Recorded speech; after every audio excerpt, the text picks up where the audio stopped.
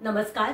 शिल्पा मकरंद गोखले या यूट्यूब चॅनलवर सर्वांचं स्वागत आहे. श्रोते हो, आज मी रुद्राध्याय म्हणजेच लघुरुद्र, महारुद्र, अभिषेक, होम हवन याविषयी संक्षिप्तपणे बोलणार आहे.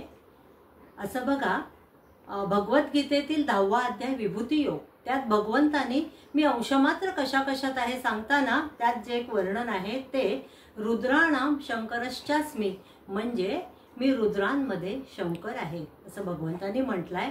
आणि बरं का, ऋग्वेदातील जो रुद्र तर त्याचं वेदोत्तरकालीन धारण केलेलं रूप म्हणजे शिवशंकर होय. रुद्राध्याय हा यजुर्वेदातून घेतलेला आहे. आणि रुद्राध्याय किंवा जे होम हवन जे करतो, लघुरुद्र करतो, अभिषेक, हे सगळं जर जी प्रख्यात 12 ज्योतिर्लिंगांची स्थानं आहेत तर तिथे जर ते पठण आणि केलं गेलं तर ते विशेष फलदायी होतं असा संकेत आहे. या रुद्राध्यायामधील सर्वात महत्त्वपूर्ण जो श्लोक आहे तो असा: रुद्राध्यायी वसेत यत्र ग्रामे वा नगरे पिवा न तत्र क्षुध पिपात्साद्यः दुर्भिक्ष व्याधयो पिच.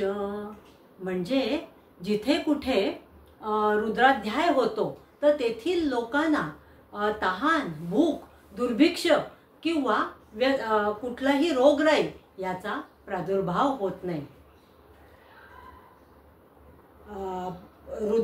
रुद्राध्याय आहे त्यालाच रुद्र सूक्त सुद्धा म्हणतात. आणि ह्याचा द्रष्टा सूक्तांचा कोणी एक ऋषी नसून अनेक ऋषी त्याचे त्या रचलेले आहेत. आणि विविध छंदांमध्ये अनेक ऋषीगणांनी ही सूक्त रचलेली आहेत.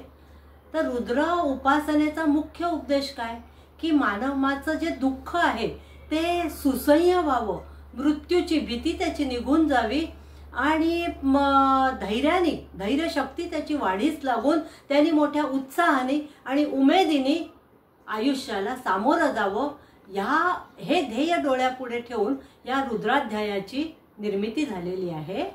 असो, तर रुद्राध्यायामध्ये नमक आणि चमे म्हणून चमक असे 2 विभाग असून प्रत्येकात 11 अनुवाक आहेत. आणि तसंही एकूण रुद्र किती आहेत तर 11च आहेत. आणि तो पहिला जो विभाग म्हटला 11 अनुवाक असलेला नमक, तर त्याच्यावरनं नमहा अशा सततच्या उच्चारणामुळे त्याला नमक विभाग म्हणतात. आणि ह्याच्यामध्ये प्रामुख्याने जो शिवतत्व आहे तर त्याचे गुण, कार्य आणि हे विस्तृतपणे त्या पहिल्या विभागामध्ये आलेलं आहे. आणि म्हणून याला शिवनामावली किंवा शतरुद्र असं सुद्धा म्हटलं जातं. आणि दुसरा जो भाग आहे तर त्याच्यामध्ये चमे चमे असा वारंवार उच्चारणामुळे या दुसऱ्या विभागाला, ज्यात परत 11 अनुवाक आहेत, त्याला चमक म्हणतात. आणि ह्याच्यामध्ये यज्ञाचं प्रामुख्याने महत्त्व आणि फायदे वर्णिलेले आहेत. आणि हे करण्यामध्ये सुद्धा रुद्राध्याय करतात. तर त्याच्यात यज्ञातला सर्वात मोठा फायदा कोणता अपेक्षित आहे तर यज्ञ केल्यामुळे मनुष्याला समृद्ध, संतुष्ट, निरोगी, दीर्घायुष्य प्राप्त व्हावं, ह्या कामनेतनं, अर्चनेतनं फक्त रुद्रालाच नाही अन्य देवतांना सुद्धा ह्या रुद्राध्यायामध्ये आवाहन केलं जातं.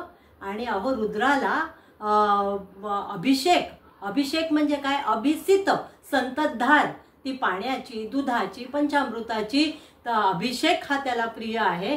आणि माणूस, विचार आणि निसर्ग याच्या समन्वयाचं द्योतक म्हणजे रुद्र आहे.